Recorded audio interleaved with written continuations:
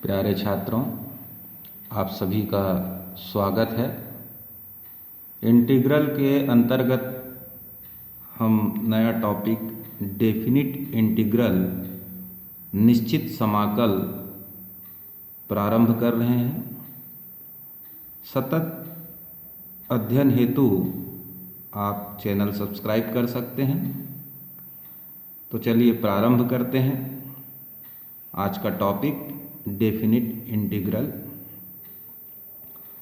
तो यहाँ परिभाषा में लिख दिया हूँ, यदि किसी फलन स्मॉल एफ एक्स का समाकल कैपिटल एफ एक्स हो तथा एक्स का जो वैल्यू है वो ए से बी तक परिवर्तित होता हो तो capital function of B minus function of A को ए और बी सीमाओं के बीच फलन का निश्चित समाकल कहते हैं और ए को निश्चित समाकल की निम्न सीमा तथा बी को निश्चित समाकल की उच्च सीमा कहते हैं। यहाँ हम देखेंगे फंक्शन ऑफ एफ एक्स और नीचे इधर ए लिखा है और ऊपर में बी। तो ए को लोअर लिमिट और बी को अपर लिमिट, यानी उच्च सीमा बी है और निम्न सीमा ए है। इसका समाकलन यदि कैपिटल एफ एक्स प्राप्त होता है तो उसे बड़ा कोष्ठक में लिखते हुए अपर लिमिट और लोअर लिमिट को लिख दिया जाता है। फिर अपर लिमिट का वैल्यू एक्स की जगह रखते हैं तो फंक्शन ऑफ बी मिलता है। फिर माइनस साइन लेते हुए लोअर लिमिट का वैल्यू रख के हम इसको सॉल्व करेंगे और जो मिलेगा मान वो हमारा निश्चित समाकल कहलाता है। एनुअल एग्जाम की दृष्टि से देखा जाए तो निश्चित समाकल का बहुत वेटेज है। लगभग 10 नंबर के प्रश्न इस टॉपिक से हमारे सामने होंगे और इसी पर बेस्ड होता है एप्लीकेशन ऑफ इंटीग्रल। उससे भी लगभग 6 नंबर का एक प्रश्न आता है। तो डेफिनेट इंटीग्रल से आगे एप्लीकेशन ऑफ इंटीग्रल तक लगभग 16 नंबर के प्रश्न हमको एनुअल एग्ज़ाम में पूछे जाएंगे। तो काफ़ी महत्व का यह टॉपिक है, इसलिए आप इसको अच्छे से अध्ययन करेंगे और वीडियो को शुरू से अंत तक देखिए और इसके बाद आने वाले वीडियो को भी आप देखें, ऐसी अपेक्षा है। ठीक, तो आप चैनल को निश्चित रूप से सब्सक्राइब कर लें ताकि वीडियो अपलोड होते ही आपको सूचना प्राप्त हो सके। तो आइए देखते हैं इसके प्रश्नों को हम कैसे हल करें। तो एक बहुत छोटा सा प्रश्न लेते हैं अपन, जैसे 1/x का dx ज्ञात करना और इसमें लिमिट लगा लिया 2 और 3। तो क्या होता है 1/x का इंटीग्रेशन हम सभी जानते हैं, log x। उसके बाद ये हम बड़ा कोष्ठक लगा लिए, नीचे लोअर लिमिट और ऊपर अपर लिमिट लिख देते हैं। पहले हम अपर लिमिट का मान भरेंगे log 3, फिर माइनस लगाते हुए लोअर लिमिट का मान भर देते हैं log 2। अब log m minus log n का फार्मूला होता है क्या, log m/n। तो ये आ जाता है log 3/2 हमारे प्रश्न का आंसर। क्लियर है? ऐसे ही कुछ और प्रश्नों को चलिए देखते हैं। तो ये ले लेते हैं, लिमिट दिया है 1 to √3 1/1 + x² dx का मान ज्ञात कीजिए। तो इसका इंटीग्रेशन बहुत इजी है, हमने पीछे इसका अच्छे से अध्ययन किया हुआ है। तो इसका इंटीग्रल क्या मिलेगा, tan इनवर्स x, फिर बड़ा कोष्ठक लगाते हुए लोअर लिमिट 1 और अपर लिमिट 3 यहाँ रख दें। पहले हम अपर लिमिट का वैल्यू पुट करेंगे, tan inverse √3 minus tan inverse 1। अब हमको थोड़ा ये सोचना होगा कि tan में √3 का वैल्यू कब होता है, जब इसका मान कितना हो 60 डिग्री, और 60 डिग्री को रेडियन में कैसे शो करते हैं, π/3। और tan में 1 वैल्यू होता है 45 अंश पर, जिसको हम रेडियन में शो करें तो π/4 होता है। अब इसको सॉल्व कर लिए तो इसका एलसीएम हो जाएगा 12, 4 पाई ऋण 3 पाई, तो आ जाता है पाई बटे 12 हमारा आंसर होगा। क्लियर है। नेक्स्ट क्वेश्चन लेते हैं, integral of root of 1 plus sine X D X. तो यहाँ देखेंगे 1 को हम क्या लिख सकते हैं, sign square theta plus cos square theta होता है, तो हम यहाँ पर इसके लिए इस्तेमाल करें sine square x by 2 plus cos square x by 2, और साइन एक्स को साइन 2 थीटा के फार्मूला से तोड़ करके लिखेंगे तो 2 sine x by 2 cos x by 2 हो जाता है। ये हो गया रूट के अंदर। अब हम देखते हैं 0 से पाई बाई 2 लिमिट को हमको बार बार लिखना है। A square plus B square plus 2ab के फॉर्म में है, यानी a प्लस बी का होल स्क्वायर हुआ ये, तो हम इसको लिख सकते हैं sine x by 2 cos x by 2 का होल स्क्वायर लिखेंगे और रूट भी लगाएंगे, तो स्क्वायर भी हट जाएगा और रूट भी हट जाएगा। पर इसको आप एक बार लिख लीजिए ऐसा। नेक्स्ट स्टेप में हम स्क्वायर भी हटा लेंगे और रूट साइन भी हटा लेंगे, तब हमको मिलता है 0 to pi by 2 sine x by 2 plus cos x by 2। अब ये x बाई 2 है, तो वैसे तो इसको t मान करके हमको हल करना चाहिए, परंतु पीछे हमारा अभ्यास पर्याप्त हो चुका है। आप डायरेक्ट इसका वैल्यू बताएंगे तो ये होगा माइनस कॉस एक्स बाई 2 और साइन कॉस एक्स बाई 2 का इंटीग्रल साइन एक्स बाई 2, लेकिन साथ में क्या मिलेगा, दोनों के सामने 2 मिलेगा, इसके भी सामने 2 मिलेगा, और ये हो गया 0 से पाई बाई 2। तो हम 2 को उभयनिष्ठ निकालते हुए अपर लिमिट को पुट करेंगे, तो माइनस कॉस एक्स का वैल्यू पाई बाई 2 रखेंगे और यहाँ एक्स बाई 2 ऑलरेडी है, तो पाई by 4 plus sign pi by 4 होगा। फिर माइनस लगाना है हमको, और कॉस का जो वैल्यू है निगेटिव है, तो ये हो जाएगा प्लस कॉस 0 बाई 2 यानी 0 माइनस साइन 0 हो जाएगा। ठीक है 2। अब माइनस कॉस पाई बाई 4 का मान 1 by root 2, sine pi by 4 का 1 बाई रूट 2, और कॉस 0 का 1 और साइन 0 का 0 हुआ। ये plus half root minus half root cancel हो जाएगा, और अंदर बचा 1, तो 2 से गुणा कर देंगे तो 2 एकम 2 हो जाएगा। ठीक। अब हम इसमें कुछ निश्चित समाकलनों में प्रतिस्थापन करते हुए कैसे हल करेंगे तो देखते हैं। हेडिंग हो जाएगा हमारा निश्चित समाकलों में प्रतिस्थापन। ठीक है, एक क्वेश्चन लेते हैं इसमें, लिमिट 1 से √3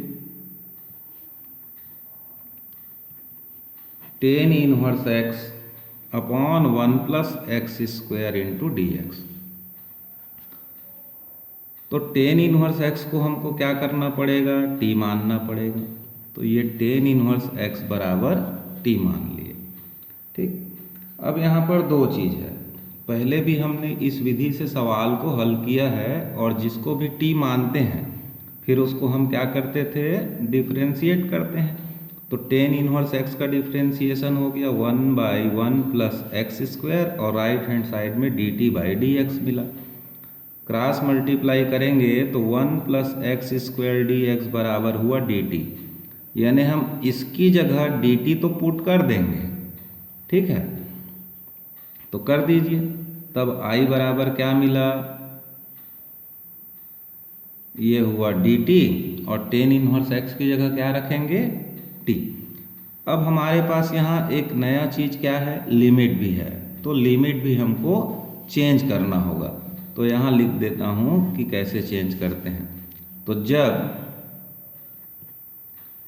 x बराबर क्या होगा, 1 होगा, तो ये tan इनवर्स 1 होगा, और tan इनवर्स 1 होगा तब t बराबर क्या मिलेगा, पाई बाई 4, तथा जब x बराबर √3 होगा तो tan इनवर्स √3 बराबर वैल्यू क्या होता है, पाई बाई 3, तब t बराबर हमारा मान क्या हो जाएगा, π/3।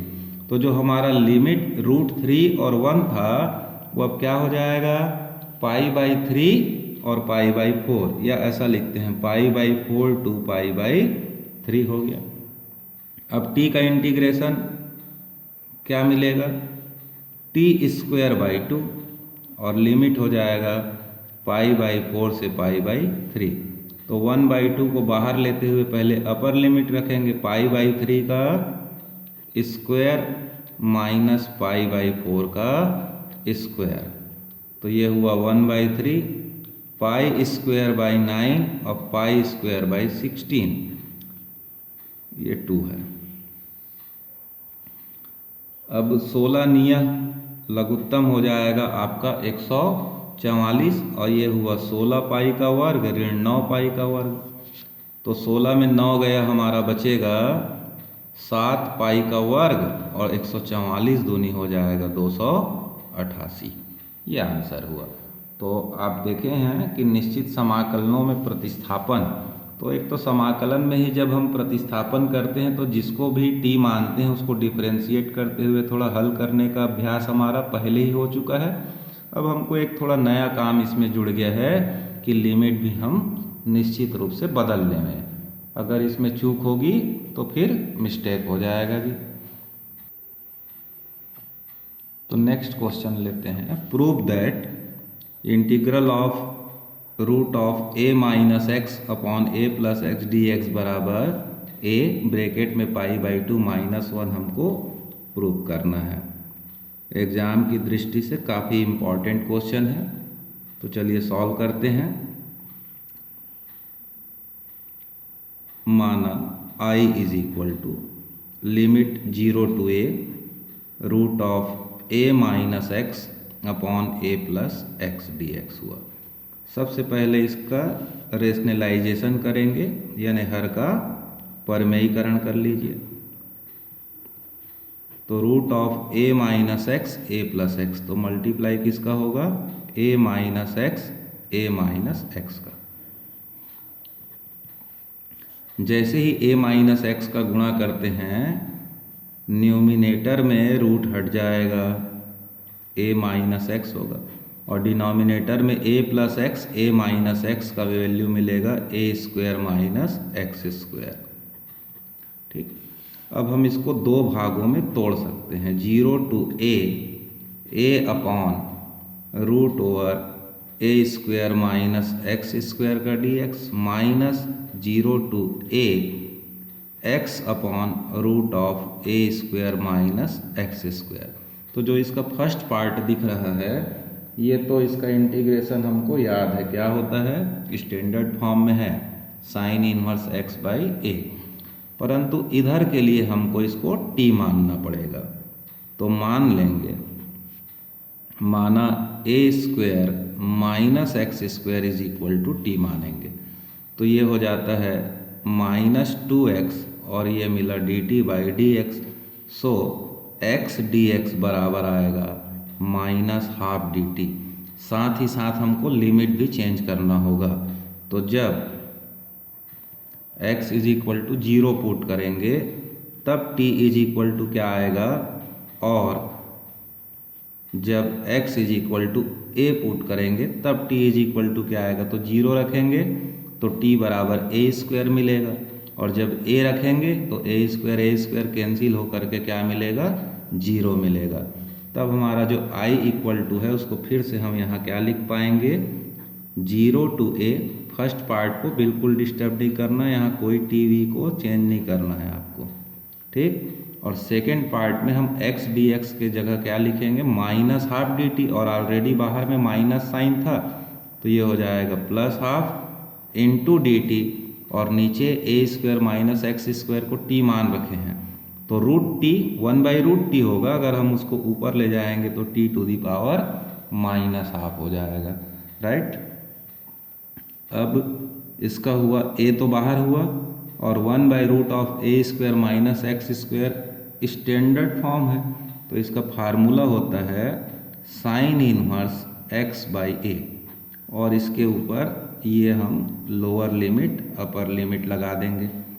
ये आया हाफ और t⁻⁻1/2 को इंटीग्रेट करेंगे तो t⁻⁻+ हाफ होगा। और इस प्रकार से इसका भी लोअर लिमिट था a², यहाँ छूट गया और t का जब मान ये 0 तो यहाँ a² और इधर होगा 0। ये हाफ तो हम बाहर निकाल सकते हैं तो हाफ और हाफ कैंसिल हो जाएगा। ठीक है,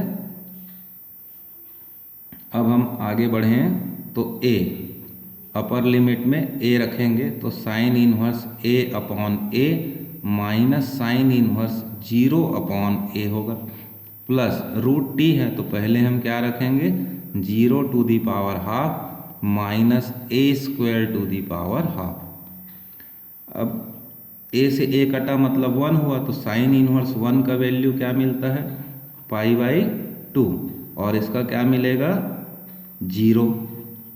यहाँ से देखेंगे तो ये 0 मिल गया, परंतु यहाँ से क्या आ रहा है a²⁻1/2 है तो मिलेगा -a। दोनों में से हम a जैसे ही बाहर निकालेंगे यहाँ π/2 बचेगा और यहाँ माइनस बचेगा और हमारा RHS आ जाएगा, यानी क्वेश्चन सॉल्व हो जाता है, राइट हैंड साइड आ गया। राइट, तो एक बार देख लीजिए पहले क्या किया गया, हर का परमेयीकरण किए जिससे इस रूप में आया। इसको दो भागों में लिख लेंगे, a/ करके और x/ करके। फर्स्ट पार्ट में कोई प्रॉब्लम नहीं है, इसका इंटीग्रेशन हमसे बन जाता है साइन इनवर्स x/a, परंतु इसको बनाने के लिए हमको हर को t मानना ही होगा। तो t मानते हुए फिर इसको हल किया गया, t मानने के बाद डिफरेंशिएट किया गया, लिमिट निश्चित रूप से बदलेंगे, उसके बाद वैल्यू पुट करते हुए इंटीग्रेट करें और फिर वैल्यू पुट करिए, आपका लास्ट में आंसर आ जाएगा। ठीक, यहाँ देखिए नेक्स्ट क्वेश्चन, प्रूव दैट। प्रश्न लगभग वैसे ही है, पिछले प्रश्न और इस प्रश्न में अंतर ये है कि यहाँ जो लिमिट है तो लोअर लिमिट -a है और अपर लिमिट +a है। इससे पूर्व जो प्रश्न बताया उसमें लोअर लिमिट 0 था और अपर लिमिट a था। तो अभी अभी हमने प्रूफ किया a और ब्रैकेट में π/2 -1, परंतु लिमिट चेंज होते ही इसका प्रूफ चेंज हो गया है, π/a करना है। तो बनाने का तरीका सेम होगा, केवल लिमिट चेंज होने के कारण इसका राइट हैंड साइड अलग आ रहा है। तो देखते हैं थोड़ा, -a to a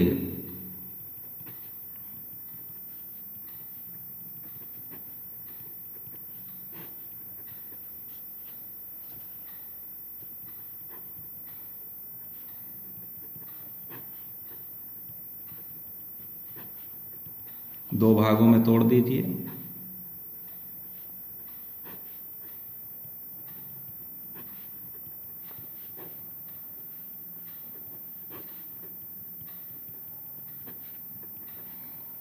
second part के लिए हमको t मानना होगा।